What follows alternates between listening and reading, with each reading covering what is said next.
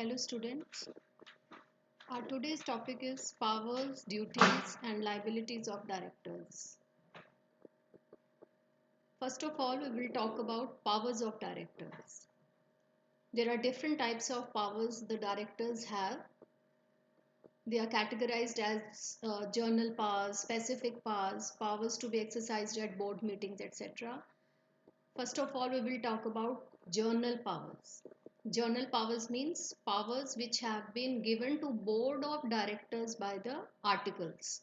कि articles जैसा कि आप लोगों को मालूम है articles में rules regulations होते हैं कि how the directors or the employees will work. तो जो powers articles ने दी हैं directors को they are called journal powers. और इसमें दो restrictions हैं. क्या है वो दो restrictions? कि जो भी बोर्ड करेगा that should be intra virus the memorandum, मतलब मेमोरेंडम के अकॉर्डिंग होना चाहिए. अगर डायरेक्टर्स कुछ ऐसा करते हैं जो कि मेमोरेंडम में ही नहीं है, दैट मीन्स वो कंपनी की ही पावर के बाहर है, तो डायरेक्टर्स उसको कैसे कर सकते हैं. तो फर्स्ट थिंग इज कि बोर्ड जो भी करेगा वो मेमोरेंडम के अकॉर्डिंग होना चाहिए. It should be intra virus the memorandum. And secondly, it should be according to powers delegated by articles to the board. Board of directors के लिए जो powers हैं उसके according जो है directors के actions होने चाहिए. तो जर्नल पावर्स की दो रिस्ट्रिक्शंस हैं. फर्स्ट मेमोरेंडम के अंदर होना चाहिए, दूसरा डायरेक्टर की पावर्स के अंदर होना चाहिए.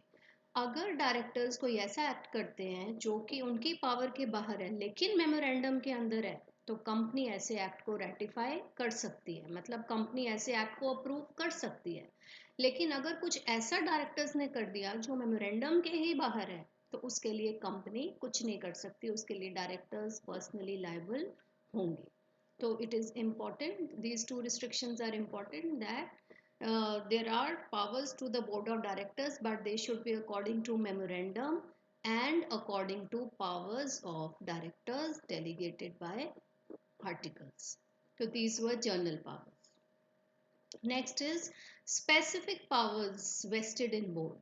कि बोर्ड के पास ऐसी कौन सी पावर्स है जो और किसी मैनेजर या और किसी के पास नहीं है. वो है पावर्स ऑफ सुप्रिटेंडेंस, यानी कि दूसरों को चेक करना, कंट्रोल करना, डायरेक्शंस देना, कमांड्स देना, appointment of first auditors, casual vacancy fill करना, ऑल्टरनेट डायरेक्टर्स को अपॉइंट करना, एडिशनल डायरेक्टर्स को अपॉइंट करना एंड सो ऑन. मतलब जो ऐसे कुछ काम है जो सिर्फ डायरेक्टर्स ही कर सकते हैं, सिर्फ बोर्ड ही कर सकता है, तो इसीलिए इन्हें हम स्पेसिफिक पावर्स कहते हैं. Third is powers to be exercised only at board meetings. इसका मतलब वो पावर्स जो तभी एक्सरसाइज की जाएंगी जब बोर्ड की मीटिंग होगी. नॉर्मली एक साल में देयर आर 4 बोर्ड मीटिंग्स. तो ये जो हम नीचे अभी डिस्कस करेंगे, ये पॉइंट्स तभी एक्सरसाइज किए जा सकते हैं जब बोर्ड की मीटिंग हो. बिना मीटिंग के डायरेक्टर्स इस चीज़ को इम्प्लीमेंट नहीं कर सकते.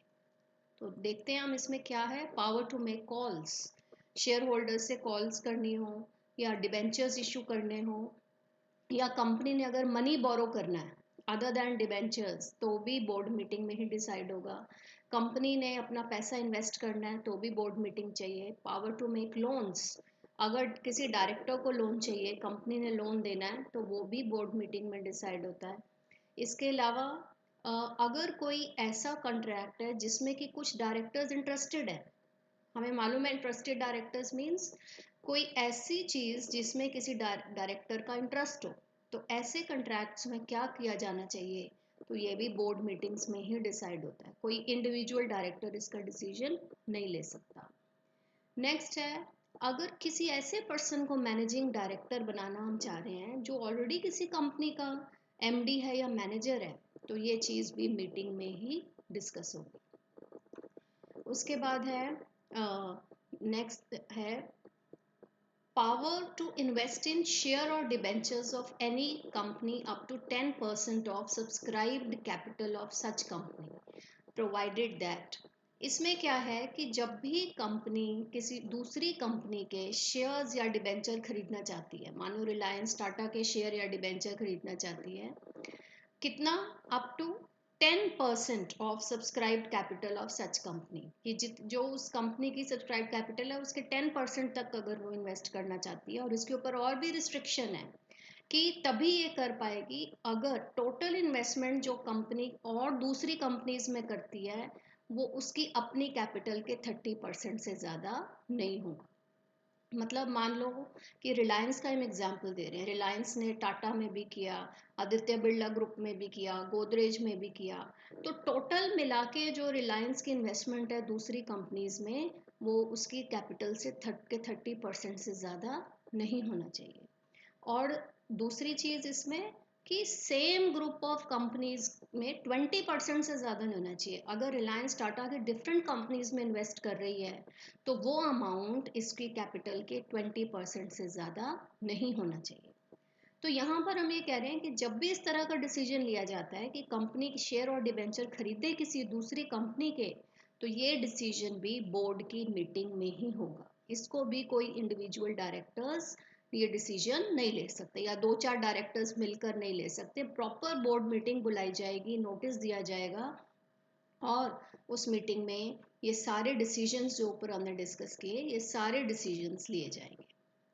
और फोर्थ है powers which must be exercised by board unanimously. Unanimously means सर्वसम्मति से, कि जो ऊपर हमने जी और एच पॉइंट्स डिस्कस किए हैं वो तभी हो सकते हैं जब सारे डायरेक्टर्स मान जाए। नॉर्मली मेजॉरिटी देखी जाती है कि मेजॉरिटी जो एग्री कर रही है वो डिसीजन ले लिया जाता है, लेकिन ये जी और एच पॉइंट्स जो हैं जो अभी हमने ऊपर डिस्कस किए कि ऐसे पर्सन को मैनेजिंग डायरेक्टर बनाना जो ऑलरेडी किसी कंपनी का मैनेजिंग डायरेक्टर है या मैनेजर है, और एच पॉइंट इन्वेस्टमेंट का शेयर्स और डिबेंचर्स में किसी और कंपनी के, तो ये जी और एच पॉइंट इंपॉर्टेंट डिसीजंस हैं। इसीलिए ये डिसीजन तभी इम्प्लीमेंट हो सकेंगे जब सभी के सभी मेंबर्स इस चीज़ के लिए एग्री करें। इसमें सिंपल मेजॉरिटी नहीं चलेगी, या इसमें हम ये कहें 75% मेजॉरिटी भी नहीं चलेगी। ये डिसीजंस तभी लिए जाएंगे जब सारे के सारे डायरेक्टर्स एग्री करेंगे। So we have seen there are 4 types of powers of board of directors. General powers जो articles ने दिया है, specific powers control करने की, plan करने की, appointments करने की, powers to be exercised at board meetings, ये important decisions हैं जो सभी directors मिलकर लेते हैं, और इनमें से जो most important हैं G and H, ये जो है ये decisions सभी जब board के directors agree करते हैं unanimously तभी ये डिसीजंस लिए जाते हैं। So these were the powers of board of directors. Next we discuss duties of directors. अब जैसा कि हमें मालूम है कि डायरेक्टर्स जो हैं बहुत they are the most responsible people in the company, they are the people who are running the company and they are the people who have most of the liability. तो इसीलिए उनकी बहुत सारी ड्यूटीज़ हैं, क्योंकि कुछ भी कंपनी में गलत होता है तो directors are to blame. Although company is a separate legal entity, but company, nobody can blame the company. Everybody will blame the people who run the company, that is the directors. इसीलिए directors की duties जो हैं वो बहुत सारी हैं और उनको अपनी ड्यूटीज़ जो है बहुत केयरफुली करनी पड़ती हैं। तो there are 2 types of duties, statutory duties and general duties. Statutory duties means जो कंपल्सरी ड्यूटीज़ हैं, जो कि मैंडेटरी हैं, लॉ में मेंशन्ड हैं, ये करना ही पड़ेगा, इसके बिना जो है काम नहीं चलेगा। तो इसमें क्या है, इंस्पेक्टिंग द प्रोस्पेक्टस।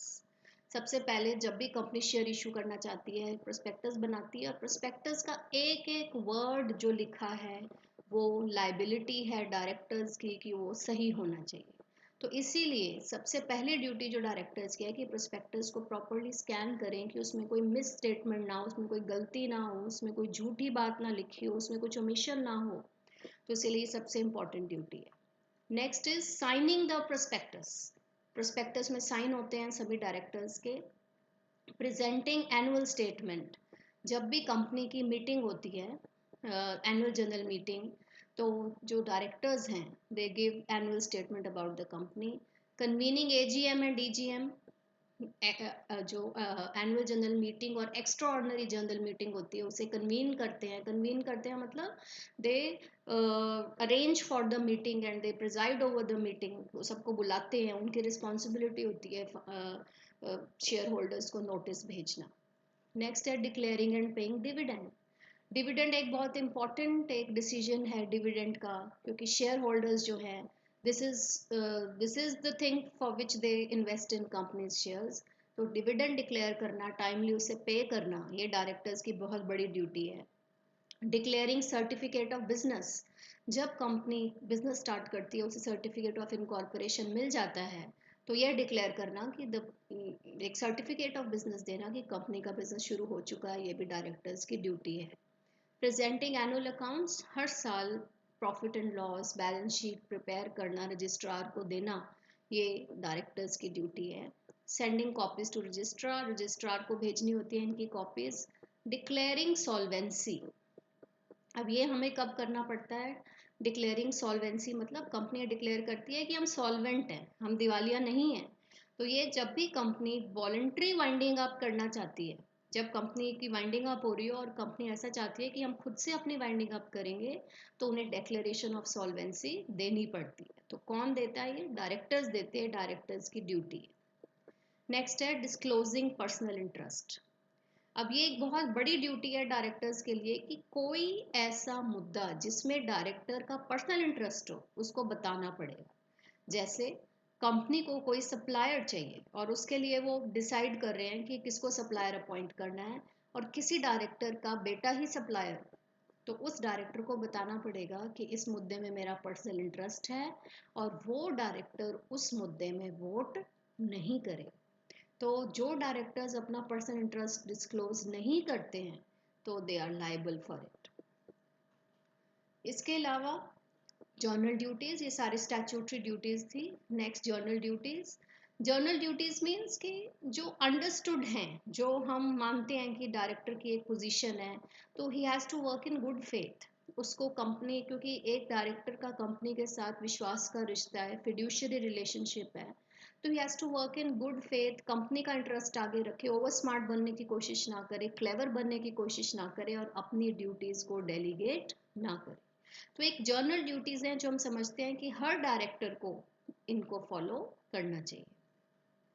इसके अलावा स्टैट्यूटरी ड्यूटीज़ और जनरल ड्यूटीज़ के अलावा एक और ड्यूटी है, that is corporate social responsibility, CSR जिसे हम कहते हैं। तो ये सेक्शन 135 स्टार्ट किया गया था, ऐड किया गया था, जिसमें कि जो कंपनीज हैं beyond a certain paid up capital, they have to spend at least 2% of their average net profits of preceding 3 years on social activities. They have to show it in their annual report. उनको दिखाना पड़ता है कि उन्होंने कोई school बनवाया, या कोई हॉस्पिटल बनवाया, या किसी गांव को उन्होंने अडॉप्ट किया, क्या सोशल एक्टिविटी उन्होंने की है। तो ये भी डायरेक्टर्स की ड्यूटी है कि उनको अपने नेट प्रॉफिट्स का एटलीस्ट 2% जो है सोसाइटी के ऊपर खर्च करना पड़ेगा। So this is another duty. So these were the duties of directors. Next topic is liabilities of directors. कि डायरेक्टर की, हमने जैसे कहा कि ड्यूटीज बहुत ज़्यादा है, तो अकाउंटेबिलिटी भी डायरेक्टर्स की उतनी ही है।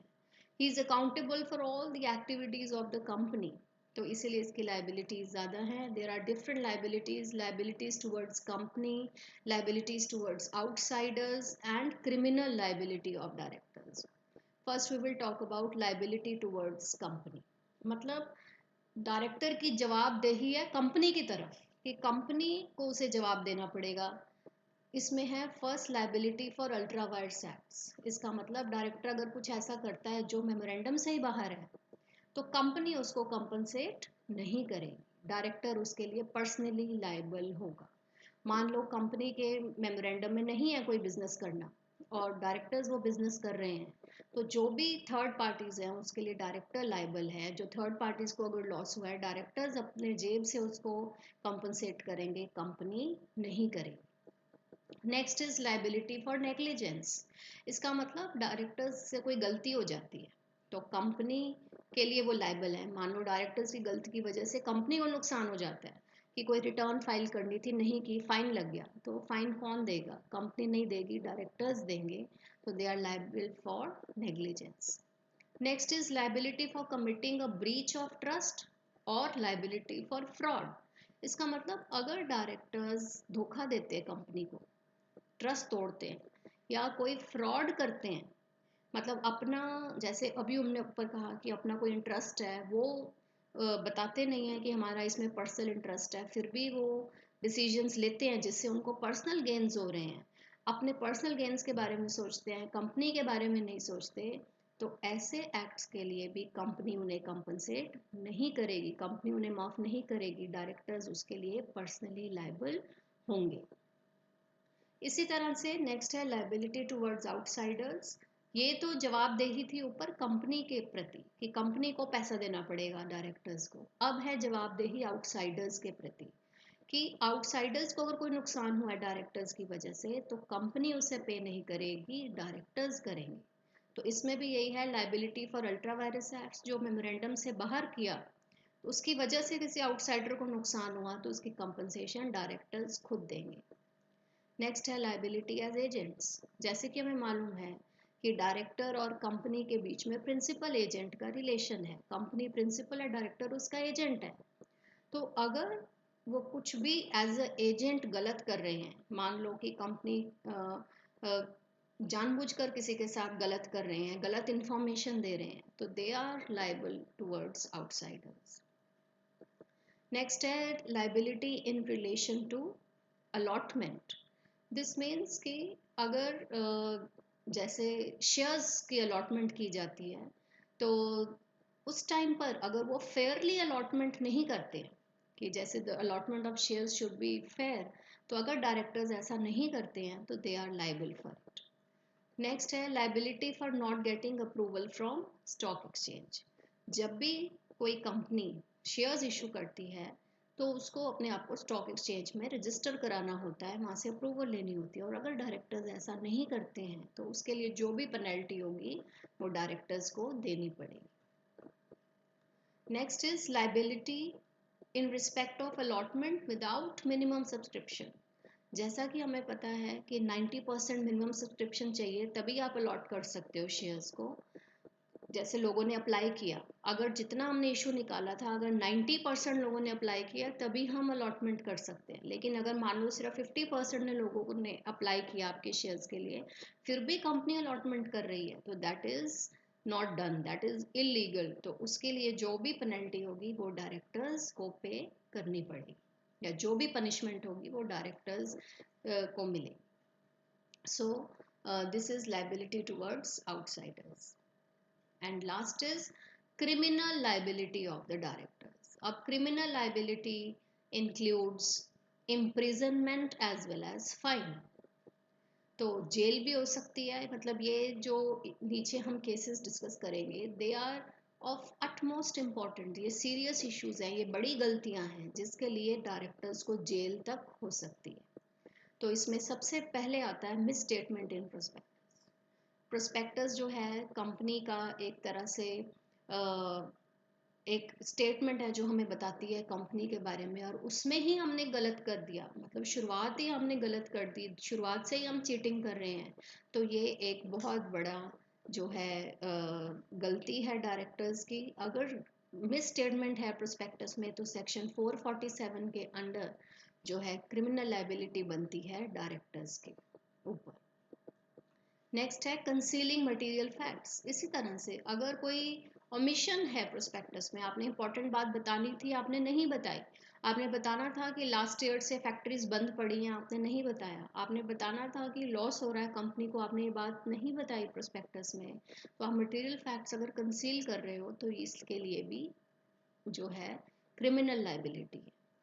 थर्ड इज कि जो एप्लीकेशन मनी मिलती है शेयर होल्डर्स से, जब भी कंपनी शेयर्स इनवाइट करती है शेयर होल्डर्स फॉर्म के साथ एप्लीकेशन मनी डिपॉजिट करते हैं और उस मनी को कंपनी को किसी शेड्यूल बैंक में एक अलग से अकाउंट में जमा कराना होता है। और अगर डायरेक्टर्स ने ऐसा नहीं किया, मान लो वो पैसा यूज कर लिया किसी और पर्पज से जो एप्लीकेशन मनी आया, तो इसके लिए डायरेक्टर्स को 1 साल तक की जेल हो सकती है और 50,000 रुपीज से लेकर 3 लाख रुपीज तक का फाइन भी हो सकता है। नेक्स्ट है dividend declared but not paid with in 30 days. Of declaration. इसका मतलब डिविडेंड डिक्लेयर कर दिया एनुअल जनरल मीटिंग में, लेकिन दिया नहीं, 30 दिन हो गए। कई बार डिक्लेयर कर देते हैं और वो पैसा कहीं और यूज़ कर लेते हैं, तो ये भी एक क्रिमिनल लायबिलिटी का केस है। नेक्स्ट है default in presenting balance sheet and profit and loss account in AGM. AGM में बैलेंस शीट और profit and loss account present करना बहुत ज़रूरी है। तो अगर डायरेक्टर्स ऐसा नहीं करते हैं तो उनको 50,000 से 5 लाख तक का फाइन हो सकता है। इसके बाद है अगर एजीएम में डायरेक्टर्स रिपोर्ट प्रेजेंट नहीं करते हैं तो उनको 3 साल तक की जेल या 50,000 से 5 लाख तक का फाइन या दोनों हो सकते हैं। तो डायरेक्टर्स रिपोर्ट प्रेजेंट करना बहुत ज़रूरी है।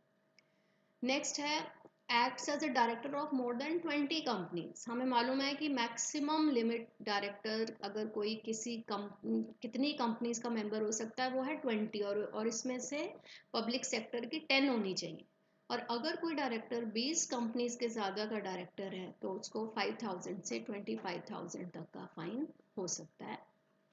और लास्ट है डज नॉट डिस्क्लोज इंटरेस्ट। जैसा हम पहले भी बात कर चुके हैं, अगर किसी डायरेक्टर का किसी इशू में पर्सनल इंटरेस्ट होता है उसे बताना पड़ता है, तो अगर वो डिस्क्लोज नहीं कर रहा तो उसको 3 साल तक की जेल या 50,000 से 1 लाख तक का फाइन या दोनों हो सकता है। तो it is a big thing कि अगर आपका पर्सनल इंटरेस्ट है, आप अपना इंटरेस्ट देख रहे हो, कंपनी का इंटरेस्ट नहीं देख रहे, और आप वो डिस्क्लोज नहीं कर रहे कि मेरा इस चीज़ में इंटरेस्ट है, तो directors are really liable for this. तो ये हमने डिस्कस किया criminal liability of directors. So we have discussed powers, duties and liabilities of director. Thank you.